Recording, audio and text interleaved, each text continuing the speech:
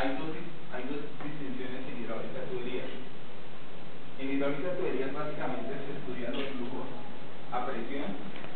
Esto quiere decir que los flujos no están en contacto con la atmósfera. ¿Tiene marcadores? Ahí está en el bolsillo de este lado. Entonces en hidráulica de tuberías básicamente se estudian los siguientes tres escenarios: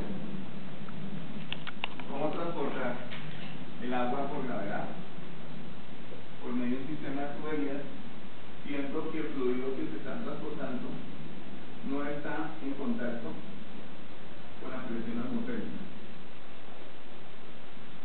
Entonces les explico un poco más en detalle qué es esto. Está el otro sistema, que es transportar los fluidos o los líquidos, en especial para nosotros como niños, el agua, desde un punto bajo a un punto alto por medio de un equipo de bombeo. Y está el otro estudio, que es cómo se comporta el caudal en una malla o en una red cerrada. Esto es, nosotros en la parte, digamos, de las materias, tratamos de emular los caudales de consumo en alguno de estos tramos, haciendo las veces como si estuviéramos hablando de un sistema de acueducto. Sistema de acueducto, imagínense que ustedes tienen acá las diferentes manzanas, se llama uno, o cuadras, y cada una de estas manzanas o cuadras con los pendientes dientes están consumiendo un caudal. Entonces, se hace un proceso de iteraciones para establecer cuál sería el caudal que tendríamos en cada una de las tuberías, dependiendo del consumo que había en cada uno de estos sectores. Entonces, esos serían los tres objetivos principales de hidráulica de tuberías: estudiar cómo se transporta el flujo por gravedad, cómo se transporta el flujo por sistemas de bombeo y cómo se comporta el flujo en una red cerrada simulando una red de acueducto. Esos son los tres pilares de hidráulica de tuberías. Ahora, ¿qué sucede con hidráulica de canales?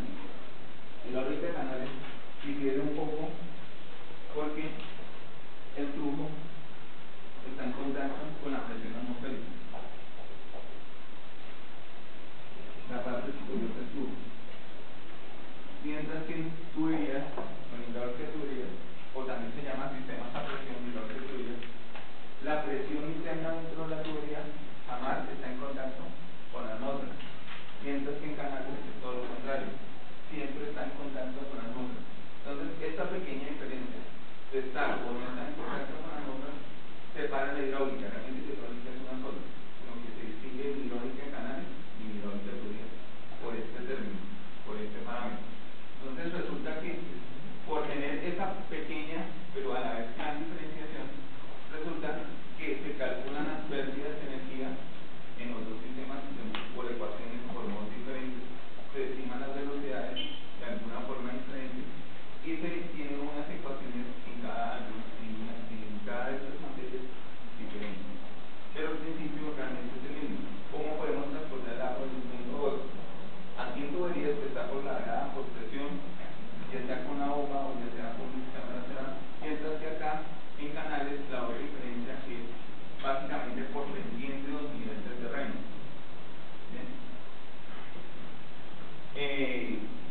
Bueno, como Julián les ha comentado, nosotros tenemos unos laboratorios de tuberías y de canales, pues básicamente han sido por medio de proyectos de grado, compañeros de ustedes que ya hace tiempo se graduaron.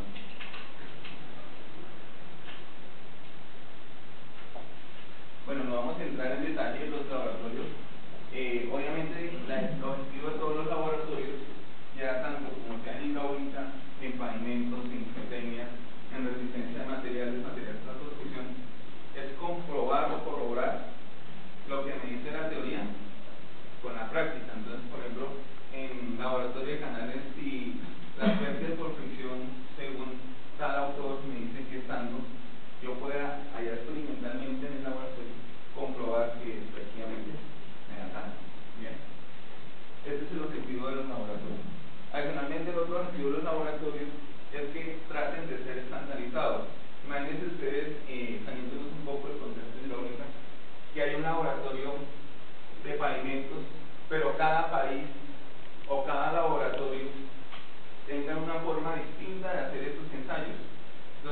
podíamos corroborar o cotejar esos resultados porque se hicieron de formas distintas.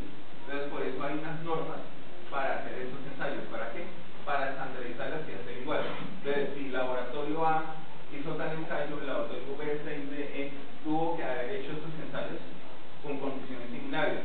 Y de esa forma, los resultados de esos laboratorios sí pueden ser comparables. Hay una situación, digamos, muy particular, específicamente en los laboratorios hidráulicos. Los laboratorios hidráulicos no están sujetos a una normatividad, porque la hidráulica está sujeta a las leyes o principios de la naturaleza, por fuerza, por masa, por aceleración y por gravedad, mientras que los otros laboratorios sí están limitados o están especificados con base a la resistencia al material. Entonces, si se hace una mezcla de tal material con tal material, se puede aumentar la dureza, se puede disminuir la dureza, puede afectar tal cosa. Pero en hidráulica, realmente lo que hace que un fluido cambie, aparte de la temperatura, son las condiciones, si está pendiente, si está presente. Por eso son principios básicos de la naturaleza, mientras que los otros son combinaciones de materiales para mirar cuáles son sus características. Bien. Entonces, la otra materia que les estaba comentando que es la hidrología. La hidrología tiene dos objetivos realmente: estudiar todo el ciclo del agua a lo largo de la naturaleza. Entonces, ¿qué es el ciclo del agua en la naturaleza? Desde que se pone, por ejemplo, en el siguiente contexto: tenemos los océanos, parte de esa masa de agua se evapora, al evaporarse llega a las nubes por el sistema de los vientos ingresan esas nubes al continente, por precipitación esa agua que estaba antes en las nubes vuelve a la tierra, a la naturaleza. Entonces esa agua se puede distribuir en lagos, se puede distribuir en ríos, en quebradas, se puede distribuir en aguas subterráneas, ¿cierto? Y dependiendo del tiempo y de la forma que se haya caído, puede demorarse miles de años para volver al océano y volver a empezar a hacer el ciclo. El otro tema de la hidrología es nosotros como ingenieros civiles poder cuantificar precipitaciones y caudales. ¿Por qué? Resulta que nosotros como ingenieros civiles necesitamos establecer cuáles serían los periodos más lluviosos o los periodos más secos a lo largo del año para tratar de establecer la programación de las obras, en especial obras como construcciones de vías, porque la construcción de vías está muy sujeta a los cambios de clima, ¿cierto? Obras, también en el inicio de estas edificaciones, cuando se arranca la obra de la administración, pues si está un régimen de lluvias fuerte, no se puede adelantar la obra como se quisiera, ¿cierto? Después que ya se ha levantado parte de esa estructura, pues obviamente ya se puede hacer obras internas adicionales que no me repercuten o no me impiden hacer esas actividades por el tema de la lluvia. El otro tema, aparte de las precipitaciones, son los caudales. Realmente hay dos formas de enfocar los caudales. Los caudales que se producen directamente en las precipitaciones en zona urbana para recoger estas aguas lluvias y estas aguas lluvias poderlo transportar en un alcantarillado fluvial para llegar de una forma segura y que no inunde ciertos sectores de la población de la ciudad. La otra forma de establecer los caudales, aparte de en los ríos o en las quebradas, para mirar el tema de inundaciones, que hay una creciente en un río, una quebrada, mirar si esos caudales son tan altos que van a producir una creciente en las zonas ribereñas de ese afluente. Entonces, la idea es establecer caudal de aguas lluvias para el alcantarillado fluvial. Entonces aquí entran los famosos sumideros. Y el otro es, la otra importancia es el caudal en los afluentes naturales. Los afluentes como ríos, quebradas.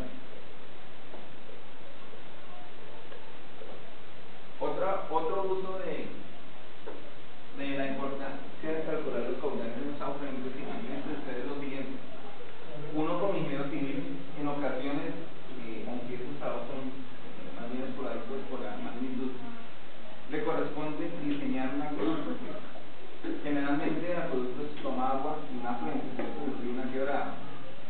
uno hace un buen estudio hidrológico, le puede suceder lo siguiente: usted establece el caudal de diseño, el caudal para la población, pero qué tal que la afluente donde usted se va a conectar a sacar el agua sea insuficiente para esta época de verano. Usted necesita un caudal, no sé, por decir algo, de 2 metros cúbicos por segundo, y la hidrología le está diciendo que en épocas de verano ese caudal medio es de 1.2 metros cúbicos por segundo. Entonces hay que replantear en esa situación qué tan viable es el acueducto, ¿cierto? O mejor todavía, usted tiene un caudal base en tiempo seco de 1.2 metros cúbicos por segundo y usted necesita apenas 0.2 o 0.3 metros cúbicos por segundo. Entonces sí le serviría tomar este caudal de ese afluente, ¿cierto? Adicionalmente hay un tema nuevo en la ambiental que se llama el caudal ecológico. No se puede sacar todo el caudal de la fuente. ¿Por qué? Porque si se saca todo el caudal de la fuente, vamos a dañar los ecosistemas que hay alrededor de ese cauce. Entonces generalmente se establece que debe ser el 20% del caudal base o el caudal mínimo de ese afluente. Es decir, debe quedarse un 80% de remanente para ese afluente.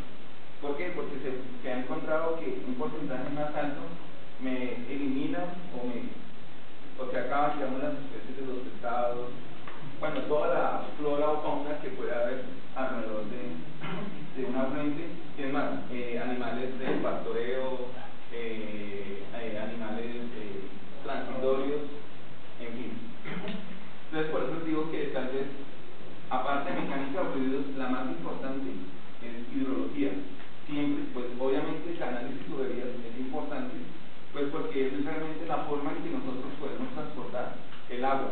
Pero lo que me da realmente es la cantidad que yo puedo transportar el agua en hidrología. Entonces todavía es más importante saber si tengo la capacidad suficiente de poder sacarle agua a la naturaleza para las necesidades que yo necesito. ¿Bien?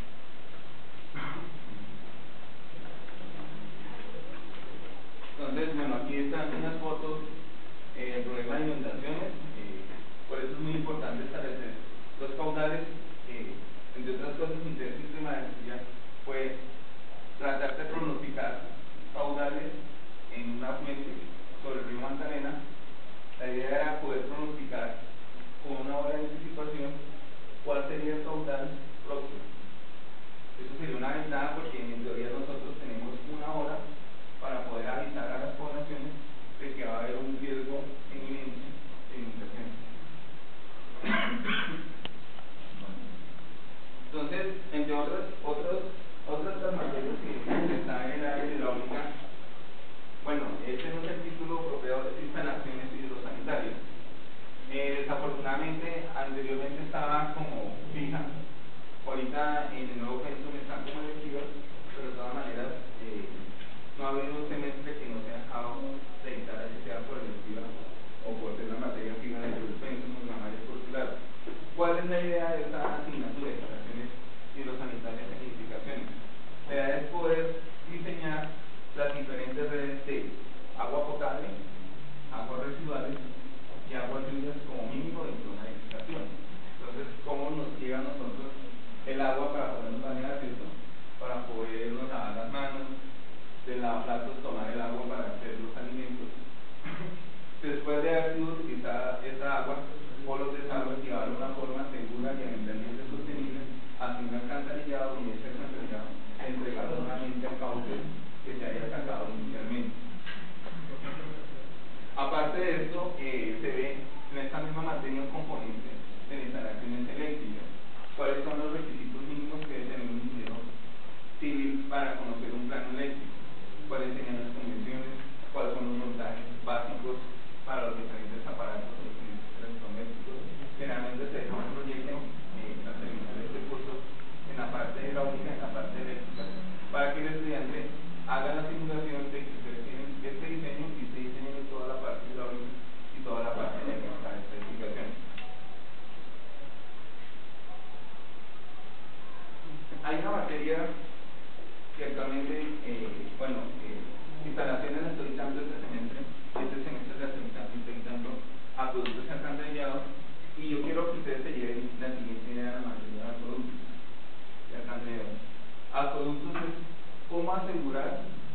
que el agua potable llegue a sus viviendas. Y el alcantarillado, después de haber usado esa agua, ¿cómo evacuarla de una forma segura? ¿Sí?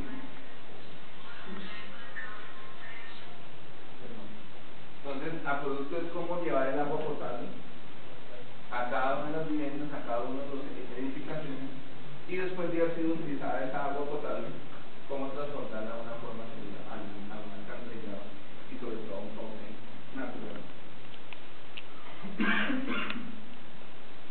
Bueno, entonces, plantas de tratamiento es específicamente una actividad dentro de la materia en especial de acueductos, que es cómo tratar de purificar o mejorar las condiciones químicas y físicas del agua. Entonces, en el acueducto, generalmente hay una planta que se llama la planta de potabilización. Entonces, esta materia le describe o le da las condiciones mínimas de poder diseñar esas estructuras para potabilizar el agua y también de poder establecer las estructuras después de haber sido usadas esas aguas, es decir, las aguas residuales, para poder disminuir la contaminación de esas aguas y poderles entregar nuevamente al cauce principal o a la fuente donde fue tomado inicialmente. Entonces, básicamente, estos son obras hidráulicas que permiten mejorar la calidad física y química del agua. ¿Sí?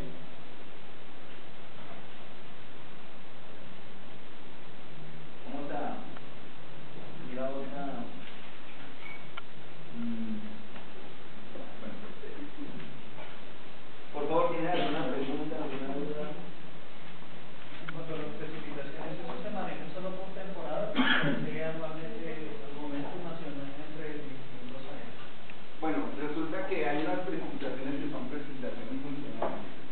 Entonces, imagínense que ustedes tienen los registros de enero, de febrero, de marzo, hasta diciembre, de varios años. Entonces, usted tiene registro de precipitación del año 92, por acá el año 93, por acá el año 94. Y así sucesivamente, ¿cierto? Entonces, lo que se hace generalmente es que se saca una media de los datos de esos años y con eso se calcula una precipitación de una media mensual. Hay años, por ejemplo, en esta gráfica, como lo indica, hay años que son más lluviosos que otros, ¿cierto?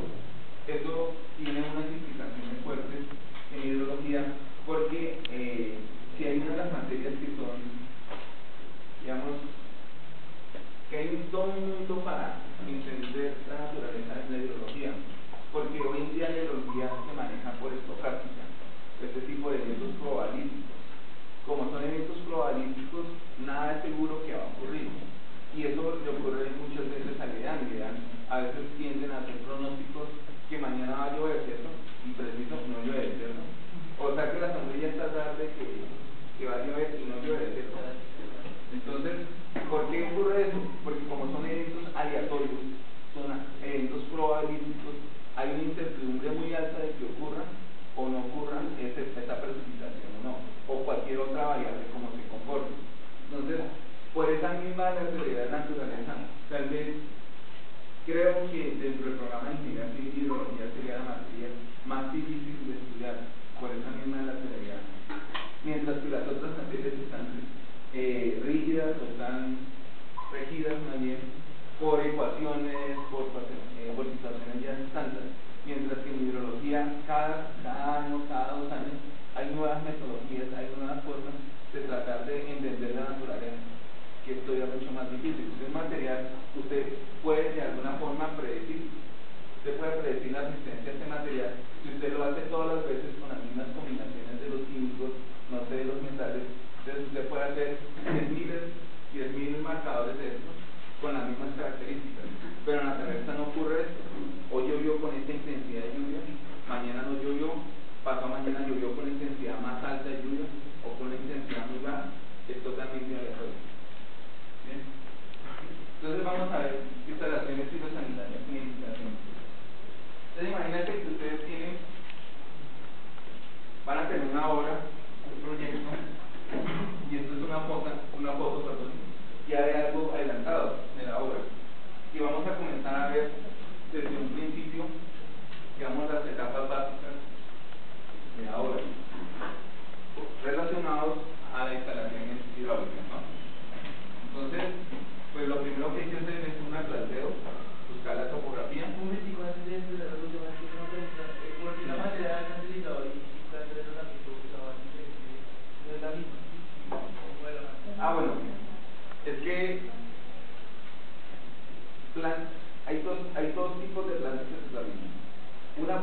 plantas de tratamiento de agua potable, que es el agua tomada inmediatamente después del afluente, el río de la quebrada. Y después hay otra planta de tratamiento que se llama la planta de tratamiento de aguas residuales, o PETAR, que tradicionalmente se conoce.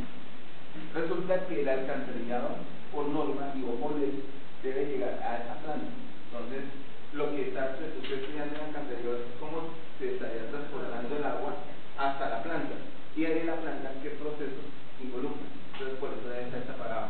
Lo que sí debe ser separado para mi concepto es la materia de productos alcantarillados. Desafortunadamente no hay tiempo o el horario suficiente, la intensidad horaria semanal, para dar completo el curso. Entonces, generalmente, casi siempre se da solo los productos y muy poco lo que se alcanza a dictar de alcantarillado. Ahorita hay una nueva reflexión curricular que se está planteando para aumentar las horas a esa asignatura. Lo que sí debería es ir separados a productos y alcantarillado. Entonces, con intención horaria. Entonces, al empezar la edificación se hace primero un replanteo por la topografía. ¿Qué es replantear? Ustedes tienen inicialmente unos planos arquitectónicos. Para una edificación, el replanteo de la topografía quiere decir es ubicar exactamente dónde van a ir las columnas dentro de la edificación, ¿cierto? En el área general de la edificación. Después de haber hecho esto, si hay sótanos, semisótanos, totales de excavaciones, si no hay sótanos, pues simplemente se comienza a hacer la cimentación superficial. Lo que les quiero mostrar en la pared hidráulica es que desde la cimentación pues ya se comienzan a proyectar las diferentes instalaciones que hay dentro de la edificación. Aquí seguramente vamos a ver instalaciones de agua potable, por acá instalaciones de redes eléctricas. Haciendo aquí vemos una especie de zoom de este proyecto. Se tiene lo siguiente. Si ustedes comienzan a ver, este es el amarrado de hierros para las vigas de cimentación, ¿cierto? Entonces, de una vez, antes de hacer la fundida de placa, se comienzan a instalar las tuberías de desagües en especial para ubicar los baños sanitarios dentro de los espacios que les corresponden. Hay ocasiones que se puede pasar los desagües por debajo de la estructura de la viga, digamos que no hay problema. El problema es cuando es inevitable pasar esas tuberías por la viga. Resulta que la viga es un elemento estructural que soporta unas cargas, ¿cierto? Entonces, si usted afecta esa viga, pues usted está disminuyendo la capacidad estructural de esa zona de la edificación, ¿cierto? Entonces, cuando hay la necesidad de pasar unas tuberías por una viga, la recomendación siempre es la siguiente: hacer el pase, que es lo que se llama en obra, el pase de la tubería a 1/3 de la luz de las dos columnas. Es decir, si esta longitud es de 3 metros, yo puedo atravesar la viga a 1 metro de este apoyo o a 1 metro de este apoyo. Ustedes después, más adelante, cuando vean sus cursos de estructura, de análisis o de análisis de estructuras o resistencia a materiales, ustedes van a encontrar que en estos puntos a 1/3 de la luz es donde estructuralmente la viga soporta los menores esfuerzos, es decir, tiene las menores cargas, por decirlo de alguna forma práctica. Y adicionalmente, si ustedes ubican estos puntos, ustedes deben tratar de pasar esa tubería por el centro de la viga, no bien abajo ni bien arriba. ¿Por qué? En el centro de la viga se considera que hay un eje neutro. ¿Qué es un eje neutro? Es un eje donde no se están aplicando cargas. Pero si no se están aplicando cargas en el eje neutro, pues ahí no va a subir daños la tubería que estaría atravesando la viga. Bien, entonces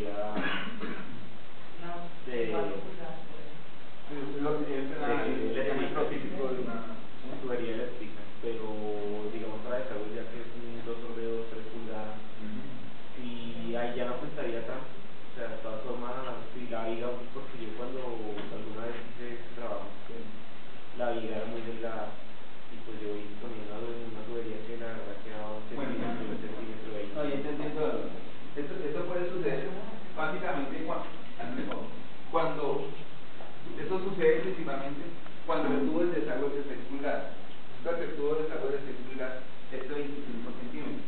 Y más o menos una viga, cuando no es muy importante, la altura son 20-25 centímetros.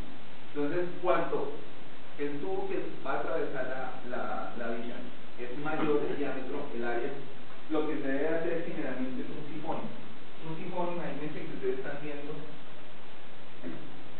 la viga de esta forma, no la están viendo así, sino así. Y ustedes pasan la tubería por debajo, una especie de semicodo. Esto es lo que se llama sifón. Este tema de sifón lo debe hacer o analizar un diseñador hidrosanitario. El sifón se debe diseñar de tal manera que el agua tenga la fuerza o la velocidad tal de que pueda separar o pueda pasar de este punto bajo.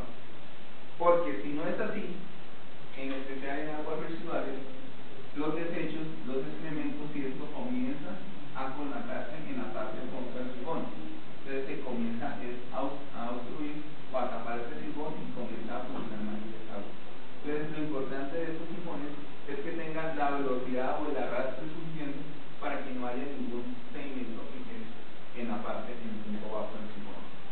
¿Bien? Bueno, entonces, gracias. Sigamos con la otra foto. Entonces, también paralelamente tenemos que ir pensando en colocar las cajas de inspección, ¿cierto? Hoy en día casi que toda edificación solo tiene cajas de inspección de aguas residuales. Las cajas de inspección de aguas lluvias están mandados a morir por la siguiente justificación. Resulta que anteriormente, hace unos 6-7 años, cuando se colocaban cajas de inspección de aguas lluvias, ¿qué había que hacer? Había que intervenir el andén, romper el andén, romper la calzada, llegar al tubo de alcantarillado fluvial, hacer la intervención, y esa intervención que me consistía en detener esta parte del tráfico de esta zona, hacer un estudio de tráfico, pedir una solicitud ante la empresa de Colegio de Bogotá y hacer una solicitud ante el IDU, al Alto Administrativo de Bogotá. Eran 3 trámites adicionales. Aparte de eso, ustedes tenían que cubrir los costos de la administración de tránsito alrededor de esa adecuación. Ustedes tenían que volver a reparar el andén y tenían que volver a reparar el pedazo de calzada. Entonces, para evitar todas esas actividades, ¿qué logró hacer el acueducto? ¿Qué logró pensar el acueducto? Pues simplemente las bajantes de aguas lluvias entreguen directamente hacia los andenes y que el agua escurra o fluya por pendiente hacia los sumideros que hay en las calles. Entonces, con eso nos evitamos todas esas actividades: romper la calzada, intervenir la excavación, adecuar nuevamente la tubería, construir las cajas de aguas lluvias. Entonces, por esa simple ventaja, pues ya se ahorraron muchos espacios. Lo que sí no se puede hacer todavía, y por obvias razones, es no intervenir para alcantarillado sanitario. Cuando hay una obra nueva y cuando hay un alcantarillado sanitario, es inevitable hacer la conexión del alcantarillado sanitario, y ahí sí que hay que hacer toda esa gestión. Volver a adecuar el andén, pedir el estudio de tránsito, pedir el permiso ante el IDU y pedir